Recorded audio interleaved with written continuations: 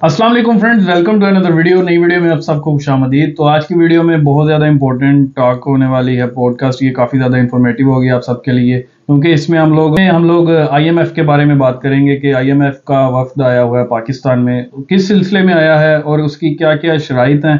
हमारे साथ मौजूद है नासिर भाई। नासिर भाई इस मामले में काफ़ी ज़्यादा गहराई से जानते हैं और आपके साथ इंफॉर्मेशन शेयर करेंगे कि इसके पीछे क्या क्या आईएमएफ के कह लेंगे मुतालबे हैं, जिसको वो कहते हैं कि पाकिस्तान फुलफिल करेगा तो हम उन्हें कर्जा देंगे। तो नासिर भाई, ऑडियंस आपका वेट की रही है, तो इन पे थोड़ा सा तबादला ख्याल कीजिएगा। ये आईएमएफ क्यों आई है और इसके पीछे क्या क्या राज हैं इसके। तो जी अली भाई, मैं आपको स्टार्ट करता हूँ कि आईएमएफ जो है, सबसे पहले तो ये है कि हमें उसकी ज़रूरत क्यों पड़ी, और अगर ज़रूरत पड़ी तो वो किस लिए आए, और क्या जो पॉइंट हैं वो डिस्कस हुए। जी तो ऑडियंस से ये रिक्वेस्ट है कि मेन वीडियो पे जाने से पहले हमारे चैनल को सब्सक्राइब भी करें और इसका बेल आइकन दबा दें जाकर, ताकि फ्यूचर में जो भी वीडियो है आपको ऑन टाइम मिल सके। तो अली भाई, सबसे पहले तो ये है कि आईएमएफ का जो वफद है, एक्चुअली हमारा जो प्रोग्राम वो होता है, जब भी एक प्रोग्राम आप स्टार्ट करते हैं तो उसकी कंप्लीशन जो है वो कंप्लीट करना होता है। तो ये 22 जो हमारा प्रोग्राम था, 22वां प्रोग्राम था, और इसका 9th रिव्यू हुआ था। यानी कि ये हर एक पीरियड के बाद 6 मंथ या 1 ईयर के बाद रिव्यू करते हैं क्या कि जो जो इन्होंने टारगेट दिए होते हैं वो अचीव हुए कि नहीं। तो इससे पहले जो खान साहब के दौर में एक प्रोग्राम चल रहा था, जो कि उन्होंने फिर ख़त्म कर दिया। उन्होंने कहा कि हम इसको कंटिन्यू नहीं करेंगे क्योंकि इनकी शराइत सख्त थी, और उसकी वजह से वो डिसकंटिन्यू हो गया। तो इन्होंने अब दोबारा जो उसके साथ स्टार्ट किया। तो उनकी जो बेसिक जो उनकी हम जो 4-5 पॉइंट है ना, जो उनकी मेन रिक्वायरमेंट थी, जो टारगेट थे, एक्चुअली वो अपना सरमाया स्कोर करना चाहते हैं, और वो चाहते हैं कि जो कंट्री है वो अपना रेवेन्यू खुद जनरेट करे, और वो सिर्फ एक एज ए सपोर्ट आपको कुछ जो है ना लोन दे देते हैं, ताकि आप अपने पाँव पे चल सके कुछ अर्से के लिए, जब तक आप अपना जो सिस्टम है उसको सीधा नहीं कर लेते। तो पहला मुतालबा तो उनका ये था कि ये जो आपने डॉलर का रेट फिक्स किया हुआ है, जहाँ उसको कंट्रोल जिसको कहते थे, कैप लगाया हुआ है, वो ख़त्म किया जाए। तो वो तो कंडीशन फुलफिल होगी, और आपने देखा भी कि डॉलर यकदम तकरीबन जो है वो तकरीबन 40 के राउंड अबाउट, 40 से भी ऊपर हुई हमारी करेंसी डीवैल्यू और डॉलर का रेट बढ़ा। तो पहला तो उनका ये मुतालबा था। सही। अब दूसरा उनका मुतालबा यह है कि हमारी जो डिस्ट्रीब्यूशन कंपनी है, जो इलेक्ट्रिसिटी है, एक्चुअली इसके अंदर एक बहुत बड़ा सर्कुलर डाटा जो इस वक्त 3000 तक पहुंच गया। तो आपको शायद पता होगा कि सर्कुलर डेट होता क्या है। एक्चुअली सर्कुलर डेट ये होता है कि जब गवर्नमेंट जो है वो प्रोडक्शन कास्ट जो है वो ज़्यादा होती है और आगे से रिकवरी कम होती है। यानी कि आप एक यूनिट पे अगर 30 रुपये का बना रहे हैं और आप उसको 20 रुपये में या 25 रुपये में सेल कर रहे हैं, तो जो डिफरेंस है, क्योंकि आपकी कास्ट ज़्यादा है और सेल वैल्यू कम है, तो वो सर्कुलर डेट में चला जाता है। यानी कि वो आधार जो है ना वो बढ़ता जाता है, लॉस में जा रहे हैं, लॉस में जाता है। तो वो सर्कुलर डेट होता है जो कि क्रिएट होता जाता है, और अब वो 3000 अरब तक पहुंच गया है। ओके। तो उसको वो कह रहे हैं कि ये ऐसे नहीं चलेगा, आप इस सर्कुलर डेट को ख़त्म करें। और वो कैसे ख़त्म होगा कि आपको प्राइसेस बढ़ानी पड़ेंगी। यानी कि जो 25 रुपये या 20 रुपये आपने रखी है, उसको अब आपने जो है ना वो फुल उसकी जो कॉस्ट पे उस पे लेके जाना है। तो वो भी अब इनको करना ये पड़ेगा। लॉस मतलब कि मुल्क पे करता है या हमारी आवाम पे करती है? नहीं, एक्चुअली ये है ना, इसको कहते हैं वो सब्सिडी होती है।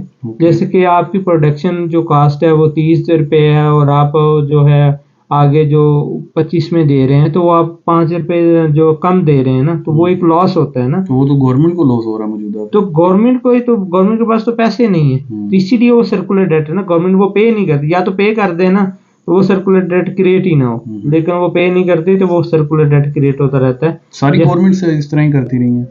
सारी गवर्नमेंट का एक्चुअली पहले कम था, अब थोड़ा ज़्यादा, क्योंकि अब फ्यूल की प्राइसेस बढ़ने से, डॉलर का रेट बढ़ने से वो गैप बहुत जल्दी बढ़ रहा है। यानी कि पहले अगर 3 अरब डॉलर, जो 3000 अरब जो था, वो बनते हुए टाइम लगता था। अब में आप कह रहे हैं हाँ, पीके में। तो अब क्योंकि रेट ज़्यादा हो गया, अब देखिए ना, पहले जो हमारा इसका इलेक्ट्रिसिटी का रेट था वो ये 12-14 रुपये पर यूनिट था, लेकिन इस वक्त 37-40 रुपये पर यूनिट है। तो उस वजह से आपको वो बढ़ा, उसी रेट से वो सर्कुलर डेट की स्पीड भी बढ़ गई है।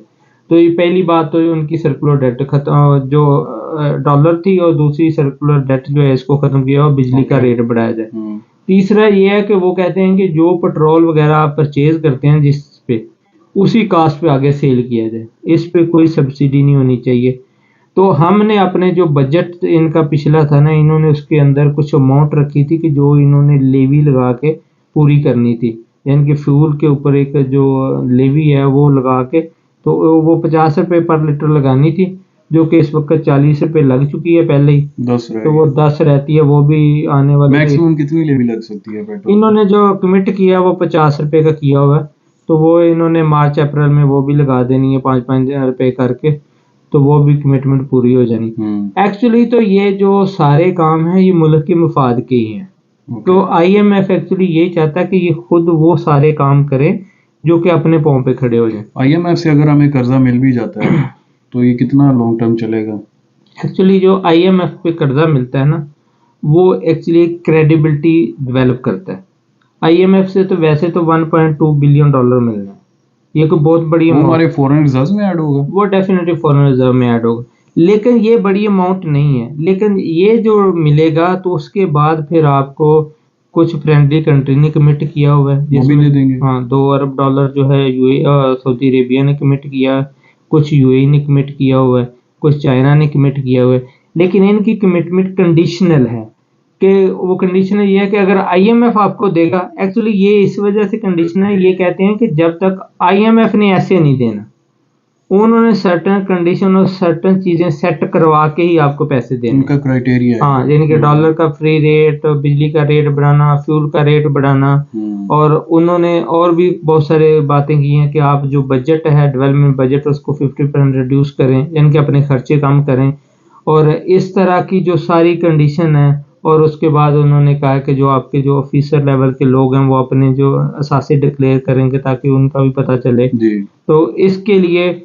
पूरा जो ना सिस्टम है ना, वो उन्होंने कहा आप चेंज करेंगे तो तब ही आपको जो है ना। और फिर गैस की प्राइस, गैस के अंदर भी अब पहले सर्कुलर डेट नहीं होता था, अब गैस के अंदर भी है। गैस क्योंकि गैस में इस वजह से पहले हमारी नेचुरल गैस होती थी जो मुल्क के अंदर से प्रोड्यूस होती थी और सेल होती थी। अब क्योंकि नेचुरल गैस पूरी नहीं हो रही तो LNG बाहर से आ रही है।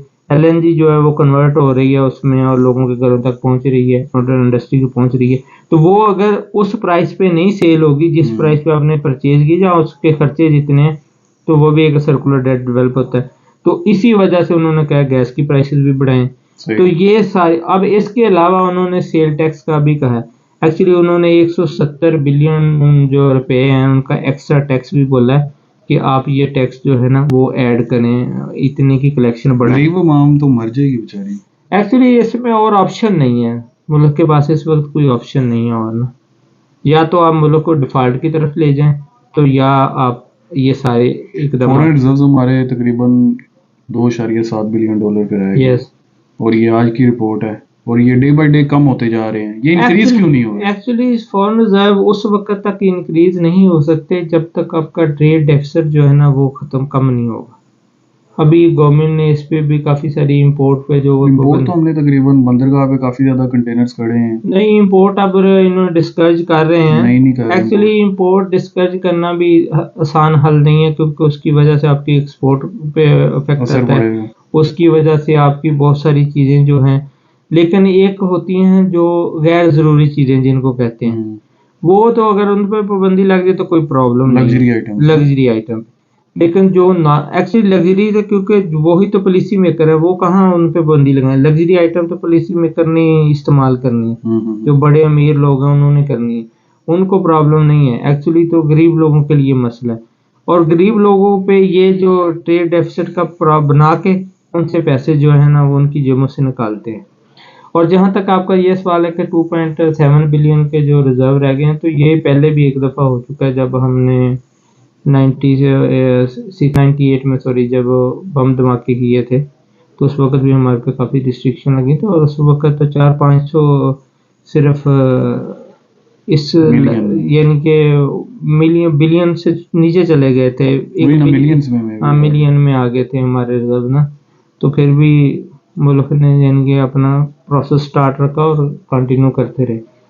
तो ये अल्लाह करे, हमारी दुआ है कि लेकिन गवर्नमेंट ये जो सारी चीजें हैं ना, जी ये अब एक बहुत बड़ा जो इन्फ्लेशन का फैक्टर बनेगा। इन्फ्लेशन का फैक्टर बनने के साथ जो है ना, महंगाई वो बहुत ज्यादा आगे होगी। इतनी महंगाई है और मजीद महंगाई पहले हो जाएगी। एक्चुअली जो पाकिस्तान के अंदर लोग रह रहे हैं, मेजोरिटी उधर ही रह रहे हैं। जी मेजोरिटी क्या 99% 90 उधर ही बिल्कुल रहते ऐसे। हैं, थोड़े से लोग हैं जो बाहर हैं।